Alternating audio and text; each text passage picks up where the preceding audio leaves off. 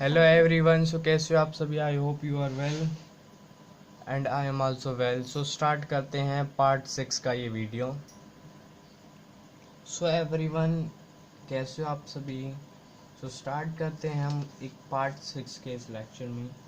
सो इसमें हम क्या करेंगे, integration rate constant for the first order of gas face reaction के बारे में।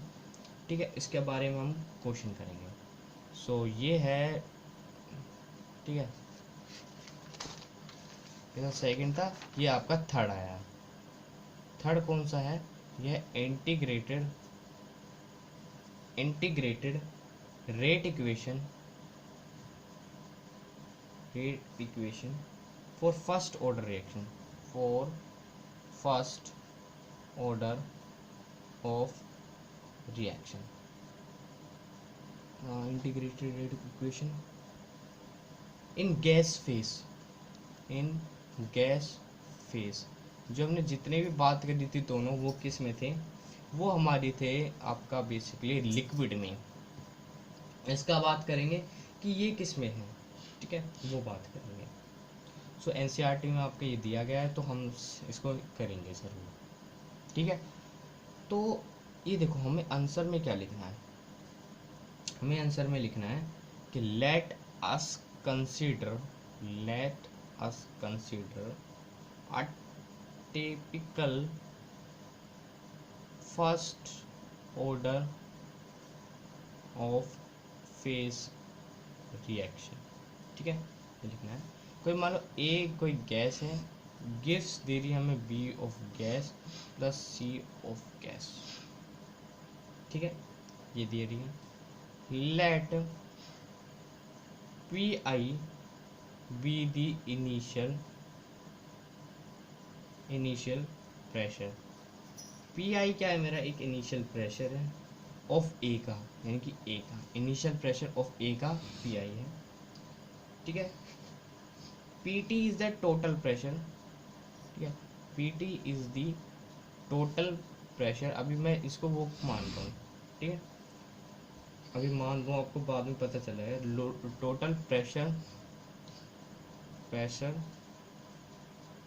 एट टाइम टी, एक टाइम टी पर एक टोटल वेपर प्रेशर का इंटीग्रेटेड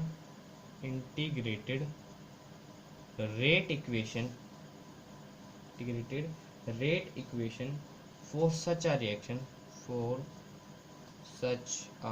रिएक्शन कैन बी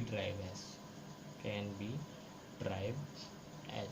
ठीक है, इतनी बात क्लियर है। ठीक है, तो ये देखो, पी आई क्या होगा, P A plus P B plus P C, ये होगा। चलो ये बात छोड़ो, तुम्हें ये रहने दो, मैं डायरेक्ट करवाता हूँ, वरना आपको समझ में नहीं आएगा। ये जो आपका ए ऑफ गैस आया है forms B of gas plus C of gas. ठीक है, at time equal to zero, कोई टाइम इक्वल टू ज़ीरो पर मेरा क्या है, P1 एटीएम है। एटम प्रेशर को एटीएम में नापते हैं। इस पर कितना होगा, 0 एटीएम होगा, और इस पर कितना होगा, 0 एटीएम होगा। अब टाइम टी पर, at time T,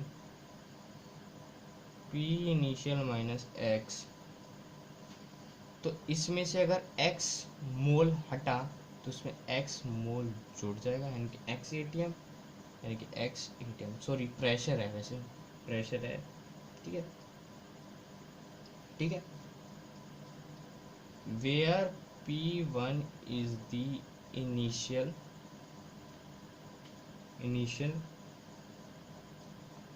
pressure at time T equal to zero, at time equal to zero पर। ठीक है, अगर देखो इस वाले का अगर मैं टोटल प्रेशर निकालूं, तो अगर मैं at time equal to zero पर टोटल, ठीक है, अगर मैं इस वाले इक्वेशन का टोटल वेपर प्रेशर लिखूं, तो मैं कह सकता हूँ at time equal to zero, तो टोटल प्रेशर की पी टी किसके बराबर होगा, पी इनिशियल प्लस ज़ीरो यानी कि पी इनिशियल के इक्वल होगा। और मैं कहता हूँ एट टाइम टी पर क्या होगा, पी टी होगा हमारा P one minus X plus X plus X. So ये कितना होगा, पी वन प्लस एक्स, ये होगा, ये होगा, ये होगा ना। ठीक है, उतनी बात क्लियर है। ठीक है, इतनी बात क्लियर है। सो हमें क्या करना है, हमें करना है बेसिकली अब हमारा क्या है कि हमने जो निकाला था, हमने निकाला था P T equal to P I plus X था। अब इस एक्स की वैल्यू से क्या निकल के आएगा, P T minus P initial, ये निकल के आएगा। ठीक है, जहाँ एक्स की वैल्यू अगर हमें जहाँ रखनी होगी हम वहाँ रख देंगे, रख देंगे। अब ये क्या है, wait for a minute guys. अब ठीक है, ये एक्स वैल्यू निकल के आएगा। अब मैं आपको वो बात बताता हूँ जो मैंने आपको बताना चाह रहा था। तो जो P A P B and P C जो हम लेंगे आर दी पार्शियल प्रेशर, वो पार्शियल प्रेशर है, partial pressure of gas A B and C के। ठीक है, रेस्पेक्टिवली। ठीक है, इतनी बात क्लियर है। ठीक है, अगर मैं पूछता हूँ कि आपका पार्शियल प्रेशर ऑफ ए कितना है, तो पार्शियल प्रेशर ऑफ ए कितना होगा, पार्शियल प्रेशर होगा पी वन आई माइनस एक्स। क्योंकि जो मेरा पी टी, जो मेरा क्या कहते हैं, wait for a minute guys. So everyone, ये पी क्या है, ये प्रेशर ऑफ ए का, ए का कितना आया था एट टाइम टी पर, पी इनिशियल माइनस एक्स आया था। क्लियर, कोई कंफ्यूजन क्रिएट नहीं होता है कि partial pressure of A equal to आया था P initial of minus X आया था। ठीक है, पार्शियल प्रेशर ऑफ ए का इतना आया था। अगर मैं पार्शियल प्रेशर ऑफ बी का पूछूं तो कितना आया था, एक्स आया था। और पार्शियल प्रेशर ऑफ सी का पूछूं तो वो एक्स ही आया था। ठीक है, ये पार्शियल प्रेशर ऑफ एक्स है, सिंपल इसमें एक्स की वैल्यू हम पुट कर देंगे तो P A equal to P initial of minus X, यानी कि P T minus P initial put कर देंगे तो P I minus P T plus P initial, यानी कि two P initial minus P T, ये आ जाएगा, ये आ जाएगा। अब हमें क्या करना है, जब मेरा ये आ जाएगा कि two P initial minus P T, ठीक है, इसके आने के बाद हम क्या करेंगे, हमें करेंगे जो हमने फर्स्ट ऑर्डर ऑफ रिएक्शन का इंटीग्रेशन निकाला था, वो क्या आया था, वो आया था के इक्वल टू 2.303 अपॉन में टी। ठीक है, 2.303 log ऑफ पी सॉरी क्या था, आर अपॉन में आर नोट, ये आया था ना, हमने पीछे करा था आर नोट अपॉन में आर आया था, करा होगा, ये आया था। ये क्या आया था हमारा, ये हमारा आया था लास्ट का, देखो ये वाला, ये आ रहा, ये आया था। ठीक है, ये फर्स्ट ऑर्डर ऑफ रिएक्शन का आया था। अब ये फर्स्ट सर ये तो लिक्विड का था, ये लिक्विड विक्विड का टॉपिक अब छोड़ो क्योंकि इसमें यही यूज़ होगा। ठीक है, गैस फेज। अब K इक्वल 2.303 अपॉन में T। अब लोग P आर नोट यानी कि इनिशियल की वैल्यू, यानी कि P आई, आर यानी कि बाद की वैल्यू, यानी कि P A, जो कि आपका हमारा पार्शियल प्रेशर ऑफ ए है। तो बेसिकली हम क्या करेंगे, P A की वैल्यू को पुट कर देंगे, किसकी वैल्यू को पुट कर देंगे, पार्शियल प्रेशर ऑफ ए की वैल्यू को पुट कर देंगे। तो पार्शियल प्रेशर ऑफ ए की वैल्यू का क्या आया था, के इक्वल टू 2.303 अपॉन में T log P initial upon में पी ए, क्या आया था, पी ए आया था हमारा 11 2 P I minus P T, ये आया था हमारा। ठीक है, सो ये हमारा क्या आ जाएगा, ये हमारा आंसर हो जाएगा के की वैल्यू का। ठीक है, हमें लास्ट में जो ये पी ए निकल के आया था, इसमें हमने इसकी वैल्यू को पुट करा था। ठीक है, इतनी बात क्लियर है, इतनी बात क्लियर है। एनी डाउट तो कमेंट कर सकते हो आप। अब हम बात करते हैं half life period of a zero order reaction की। ठीक है, जो हमारा अब यहाँ पॉइंट आता है, फोर्थ पॉइंट जो आता है हमारा आता है, वो आता है half life period of a zero order reaction. Zero order reaction यानी कि जब आपका रिएक्शन चल रहा हो उसका हाफ करना, उस रिएक्शन का हाफ करना। जो हमारा रिएक्शन चल रहा हो, जो हमारा रिएक्शन चल रहा हो उसका हमें हाफ करना है, हमें बीच का देखना है। ठीक है, तो हम क्या लिखेंगे इसमें, हम लिखेंगे ये कि दी half life, the half life period of a reaction is that in which the concentration of a reactant, the concentration of the reactant is reduced, it reduced to one half of its initial concentration।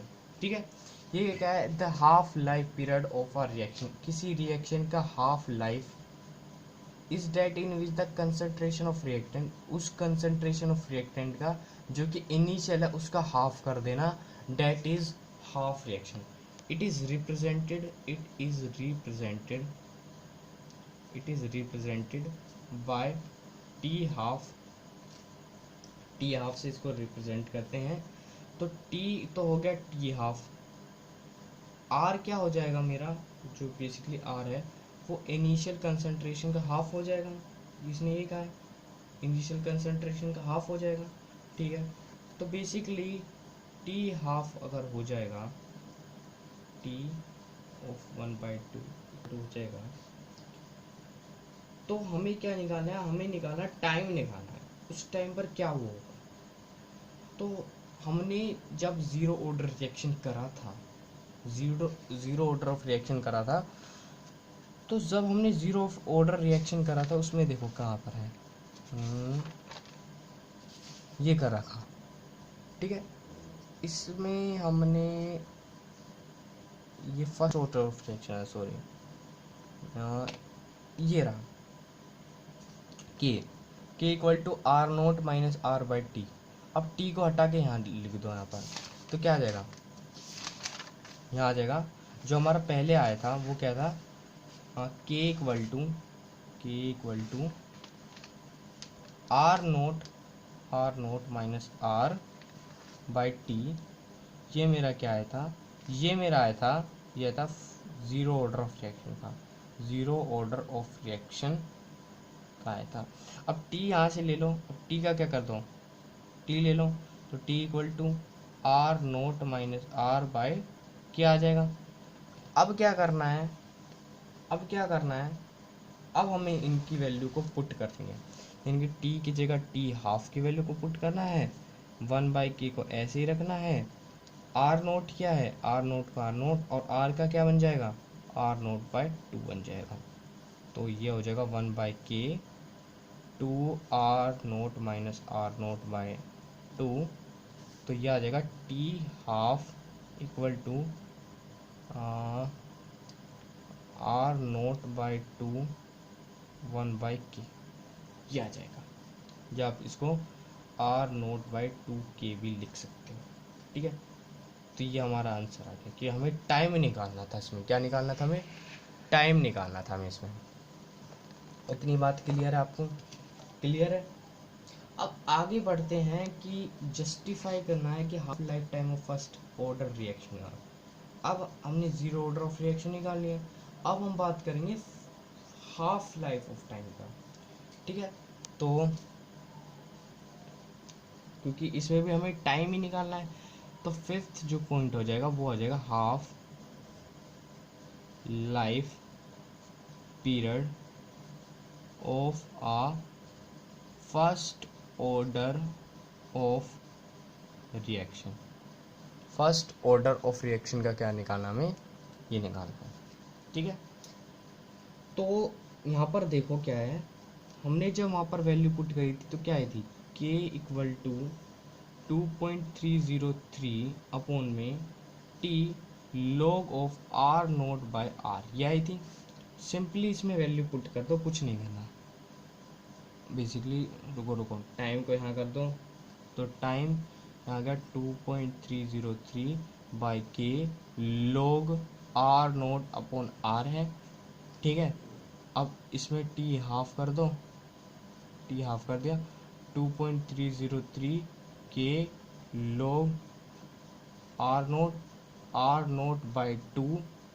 ठीक है, are naught by 2, तो आएगा T half, ये हो जाएगा 2.303 के log R naught by R naught into 2/1, तो ये आ जाएगा आपका 2.303 के log आर नोट से आर नोट कट गया और log 2 आ गया। अब देखो टी हाफ की जो वैल्यू 2.303 बाई के इंटू log 2 है, log 2 की वैल्यू रहती है 0.30, तो 2.303 इंटू 0.3010 बाई के, इसको पूरे को काट के क्या आएगा 0.693 बाई के, ये आ जाएगा आपकी टी हाफ की वैल्यू कितनी आ जाएगी 0.693 बाई के, ये आपकी वैल्यू है। ठीक है, ये आपका वैल्यू है। इतनी बात क्लियर है? क्लियर है guys? Everyone is clear? So आगे हम बढ़ते हैं और आगे हम करते हैं एक क्वेश्चन को। सो क्वेश्चन को पढ़ते हैं हम, क्या कह रहा है क्वेश्चन। ठीक है,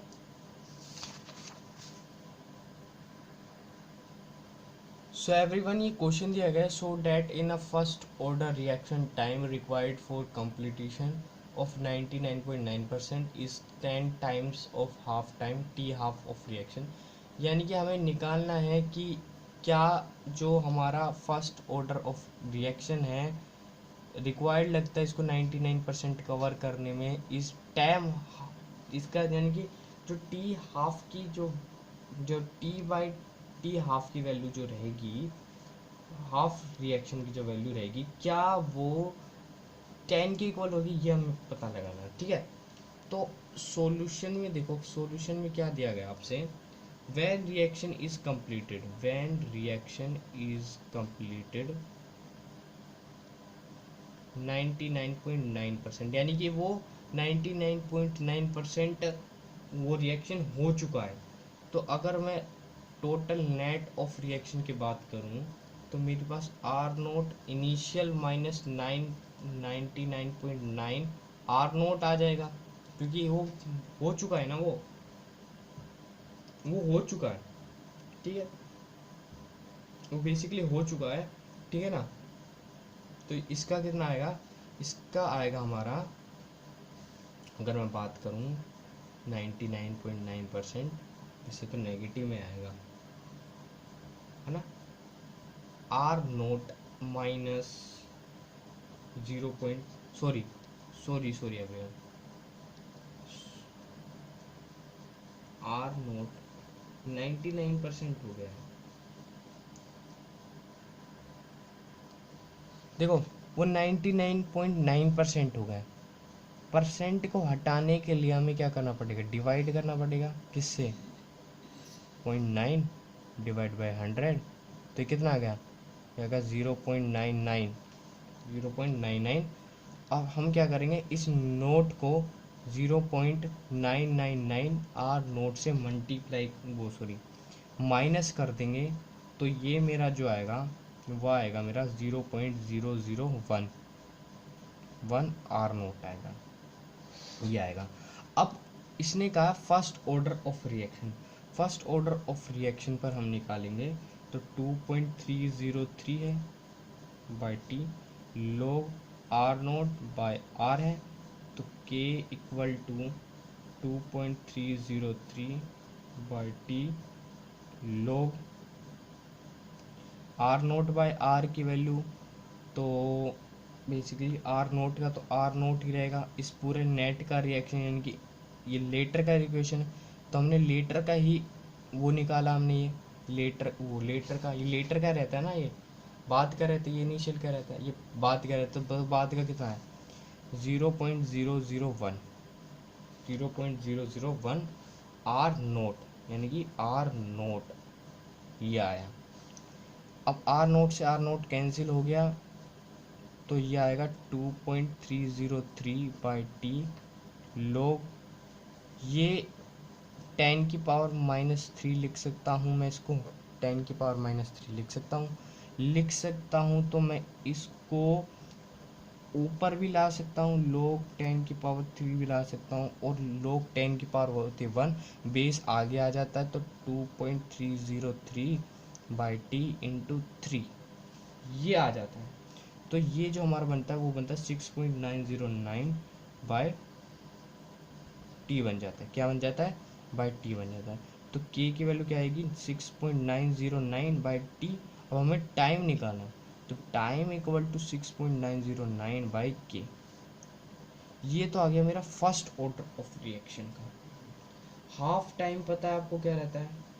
अगर मैं हाफ टाइम की बात करूं कि for half time of reaction की मैं बात करूं, तो बेसिकली वो हमेशा क्या रहता है, वो रहता है 0.693 बाई के रहता है। ठीक है, अब ये दोनों टाइम क्या है, ठीक है, ठीक है, ये तो निकल गया, ये तो निकल गया फर्स्ट ऑर्डर ऑफ रिएक्शन, ये निकल गया हाफ लाइफ ऑफ रिएक्शन का। ठीक है, निकल गया।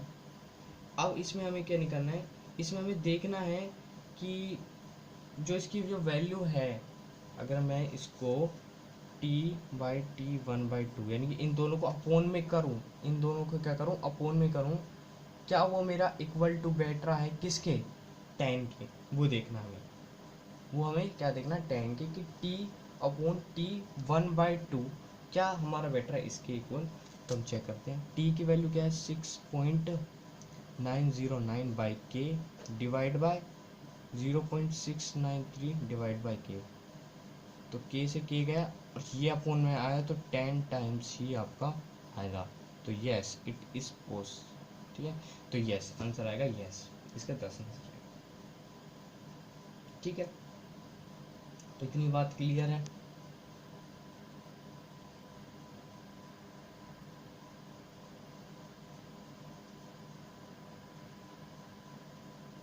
सो एवरीवन, ये लेक्चर यहीं पर एंड होता है। अगला जो टॉपिक है उसके बारे में हम बात करेंगे, उसका नाम है pseudo first order of reaction. फिर आगे बात कर देंगे temperature dependence of the rate of the reaction के बारे में हम बात करेंगे, ठीक है ना।